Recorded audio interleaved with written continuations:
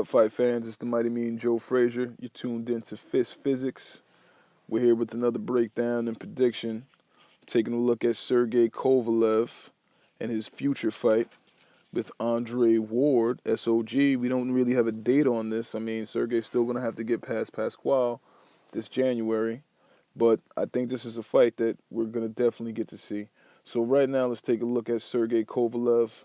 He's stepping in there undefeated, 28-0, one draw, 25 KOs. He's standing at 6 feet tall, 72-inch reach.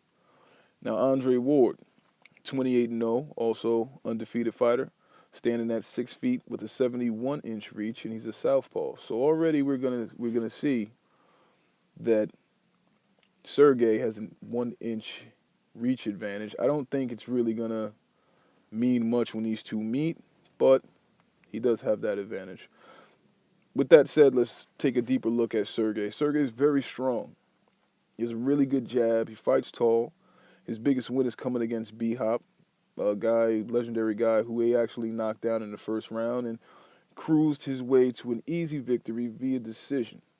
He's a very experienced trainer. Actually, his trainer used to spar and train with Bernard Hopkins once upon a time.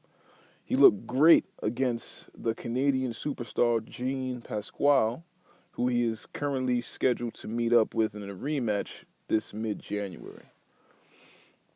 Some of the flaws that I think that Sergey is suffering from is he's not experienced enough. I don't think he's been in like big fight situations, not yet. Now now Sergey is pretty quick for a light heavyweight. I'm going to say that. But now dealing with a guy who's moving up in weight, who is fast at his natural weight, he might be just a fraction of a second slower than Andre Ward. He has good knowledge of his feet and his hands, and I definitely think that he'll be going into this fight with the puncher's chance. Now let's take a deeper look at Ward. Andre Ward, SOG. Ward will definitely be the more talented fighter that night. He'll have the higher boxing IQ. I mean, Andre Ward, you can't say anything bad about this guy. I mean, he's been one of the most dominant fighters of this era. I think if it hadn't been for Floyd Mayweather Jr., Andre Ward would have been the top fighter of this era. He's been very dominant in every single fight I've seen him with. He's fought guys in and out of his weight class. Nothing bad you could ever say about this guy. He's probably, at this point, in my eyes, the most avoided fighter in the game today. He has quick hands, fast, knowledgeable footwork and movement. He's a southpaw. He has great reaction time, great head movement. Some of the things that would hinder him against any of these guys at this point is going to be definitely his age. Ward is starting to get up there in age. The weight. He's not going to have a problem making weight, but we don't know how he's going to take a punch from a heavier guy who is a real puncher. We don't know. But at the same time, how many people have actually hit Ward on the chin? I can't think of any.